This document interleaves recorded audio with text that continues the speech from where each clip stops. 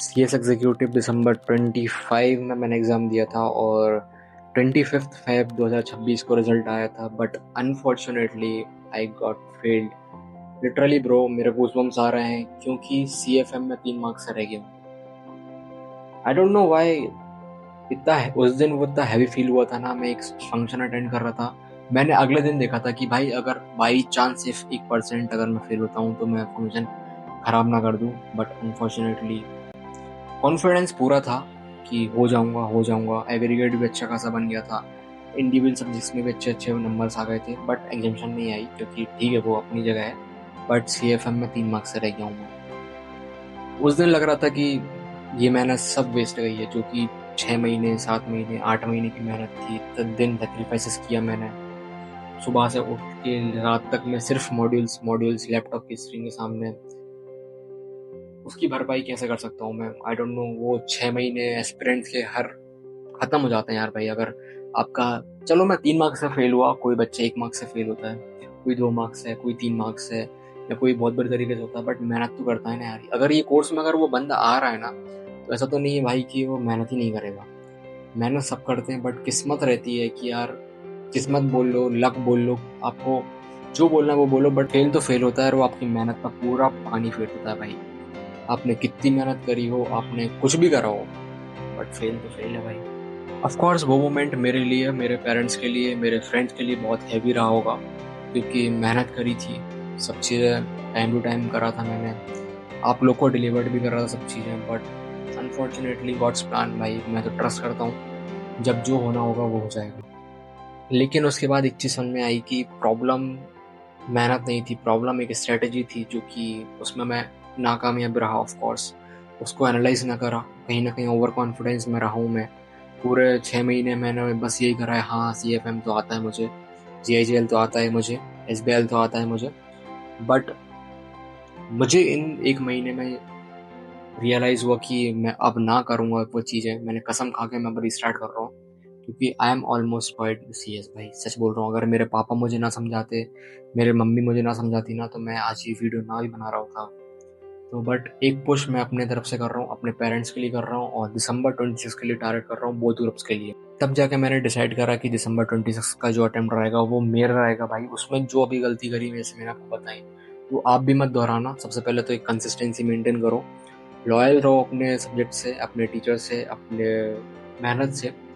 और बहुत अपन मैगी वगैरह या फास्ट फूड वगैरह नहीं बना रहा है जो 2 5 10 मिनट में बन जाएगा भाई। ये प्रोफेशन डिग्री है, टाइम लगता है, बट बार बार करना रहना पड़ेगा आपको। ऑफकोर्स इसमें दोनों ग्रुप में टारगेट करने वाला हूँ, और ग्रुप 1 ऑलरेडी मेरा कंप्लीट हो चुका है, तो अब मेरे को ग्रुप 2 में ज़्यादा टाइम देना पड़ेगा, लाइक सिलेबस कंप्लीशन और रिवीजन वगैरह। ग्रुप 1 का रिवीजन मैं अच्छे से करने अभी से स्टार्ट कर दूंगा, ताकि मेरी प्रैक्टिस अच्छे से हो जाए और ग्रुप 2 का सिलेबस कंप्लीट भी हो जाए। तो आप समझते हैं मेरे पास टोटल टाइम कितना है। ऑलमोस्ट मैं मान सकता हूँ कि 9 मंथ्स मेरे पास अभी पूरे बचे हुए दिसंबर 26 के लिए। एंड इसमें एक प्रोबेबल टाइम होता है सिलेबस कंप्लीट का, वो कि 7 से 8 महीने का रहता है। बट एज यू नो कि ग्रुप 1 मेरा ऑलरेडी कंप्लीट है, ग्रुप 2 मेरे को करना है, तो ट्राई करूंगा मैं कि 5 या 5.5 महीने में मैं पूरा सिलेबस कंप्लीट कर दूं। मैं ग्रुप 1 भी करने वाला हूँ, क्योंकि मैं छोड़ूंगा नहीं, मुझे रिस्क नहीं लेना है अपनी लाइफ से या अपने करियर से। तो शुरू से शुरुआत करते हैं, बिल्कुल जीरो से स्टार्ट करते हैं, और अच्छे पैशन से, अच्छे माइंडसेट से, अच्छे कमबैक के साथ मैं ट्राई करूंगा ये चीज़। ट्राई के ऑफकोर्स मैं करने ही वाला हूँ। तो अपन यहाँ पर डेज एलोकेट करते हैं। पहले 5 महीने में मैं अपना सिलेबस कंप्लीट करूंगा, विच इज़ ग्रुप 2 का CMSL, CPIL, टैक्स और GST। और CFM की भी मैं प्रॉपर क्लासेस लेने वाला हूँ, तो एक सब्जेक्ट वो मान लो 5 से 5.5 महीने मुझे लगेगा सिलेबस कंप्लीट करने में। देन उसके बाद मैं 2 रिवीजन प्लान करने वाला हूँ अपने लिए, जो कि मेरे लिए इनफ तो नहीं होंगे, बट मुझे करना है रिवीजन में, और ट्राई करूँगा करने के लिए। बट 2 रिवीजन मैं बोल रहा हूँ आपसे करूँगा ज़्यादा, बट दिखाने के लिए अलग चीज़ें होती हैं, करने के लिए बहुत अलग चीज़ें होती हैं। कहो तो 1 भी ना हो, कहो तो 2 हो जाए, कहो तो 3 हो जाए, बट सजेस्ट मैं आपको भी यही करूँगा कि 2 से ज़्यादा रिवीजन आप करते ही रहना, क्योंकि और संडे रिवीजन करने की आदत डालो। मेरा अगर GIGL में मेरे अगर नंबर अच्छे आए हैं, SBI में अच्छे नंबर आए हैं, तो यही कारण है कि मैंने मॉड्यूल से पढ़ा है, नोट्स खुद के बनाए थे मैंने, किसी के दूसरे के नहीं टापे मैंने, टीचर्स चेंज नहीं करे मैंने, और अपने संडे संडे मैंने रिवीजन करा है।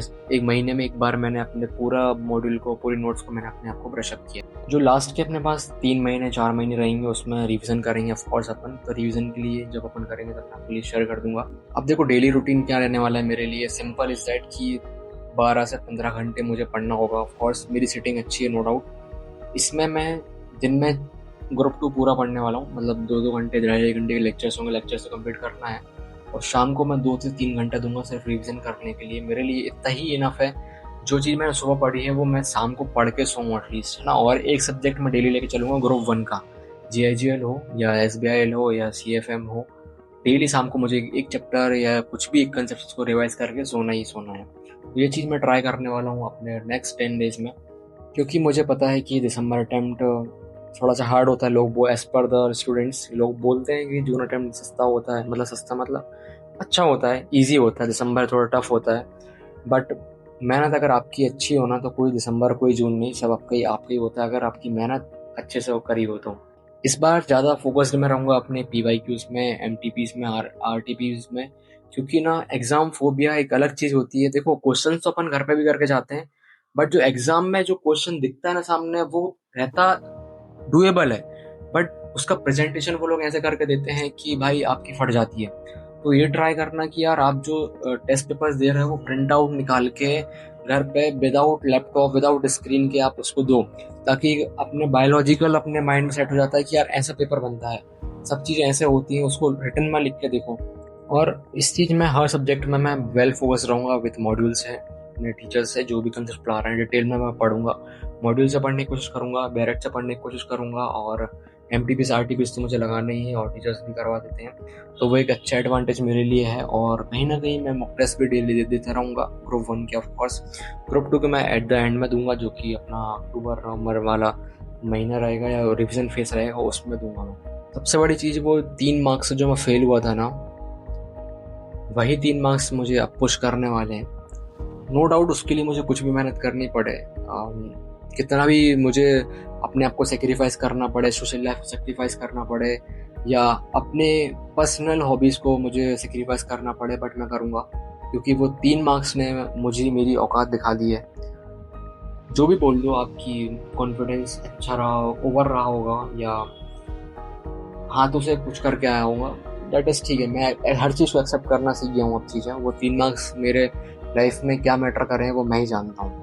ऑफकोर्स दिसंबर अटेम्प्ट टफ रहता है, बट मैं उससे भी टफ बना के रहूँगा भाई ये चीज़ को, कि कुछ टफ नहीं होता, करने वाला सब कुछ कर लेता है, और करने वाला सब कुछ कर ही लेता है, और करना ही पड़ेगा भाई अब चीज़ें।